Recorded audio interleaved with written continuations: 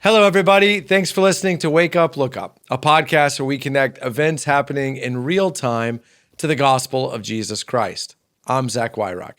And in today's episode, we're asking the question, does the gospel fix FOMO? This is prompted by an article I read by Faith Hill in The Atlantic this week. Not the country singer Faith Hill, by the way, I looked it up, but a journalist who is wrestling in her article with her own experience of something called FOMO, the fear of missing out. She talks about how every week she tells herself she's going to keep one night free, no social activities, no matter what. And yet consistently, she ends up going out every night of the week because she's afraid that the one thing she says no to would have been that transcendent kind of life-defining experience or the inside joke that everyone's laughing at that she just wasn't there for. Fear of missing out, FOMO, is a pretty common human experience. It's something we probably all deal with. It's interesting, though, that Patrick McGinnis, who coined the term FOMO, he meant it as a positive. He described it as having so many options that you almost develop this sense of, man, there's so many things I could do. Now I'm afraid of missing out on the ones I don't choose. He was juxtaposing it with the opposite reality, which is, hey, I have no options. No one wants to hang out with me. I have no opportunities. In his mind, it was a good thing. But more and more, I think we'd all agree, we experience it as a negative. This is in part by social media, because social media has a way of showing us pictures and video from the thing we didn't do, the concert we didn't go to, the community event we weren't present at. And the pictures and video have a way of saying to us, you missed it. You should have been there.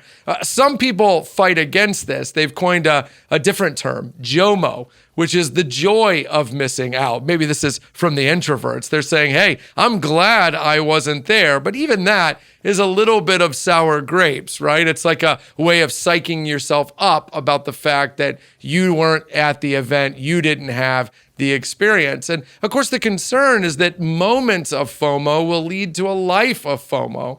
At the end of our lives, we'll look back not on a life of what we did do, but of a life of what we didn't do. So if you wrestle with FOMO, how should we think about it as Christians? Well, a couple of things. One is FOMO really reflects our origins as people who were created to live forever. Ecclesiastes 3 says that God has written eternity on the hearts of all men. That's because we were made to live forever. We don't, though, right? James 4 tells us life is like a vapor. We're here today and gone tomorrow. It's the existential struggle of being made to live forever, and yet because of sin, knowing we're going to die. So we have hearts that long to experience everything, to see and do everything, but those hearts live in bodies that only give us 7 or 8 decades at best. And so we feel this angst because of sin. But the gospel, of course, speaks to sin.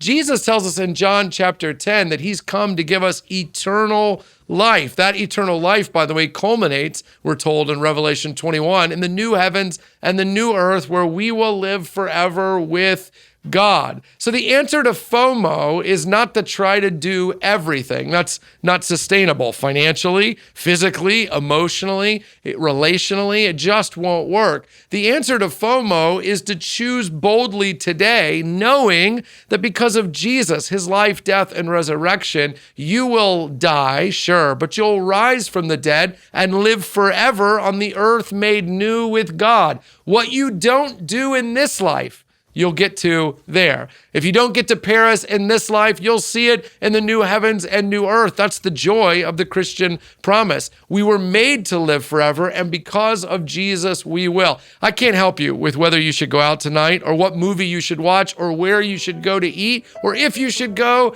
at all, but I can tell you, eternity is full of opportunity to do the things that you didn't get to in this life. That's just another blessing that Jesus has won for you. Hey, thanks so much for watching this episode of Wake Up, Look Up. While you're here, take a minute to like and subscribe. Really helps us get the word out. Don't hesitate to leave a review wherever you might find this podcast on an audio level and help spread the word. And hey, while you're here, check out all the other content we have at Christ Community Chapel on YouTube. Some of those videos are popping up on the screen now. Click on one.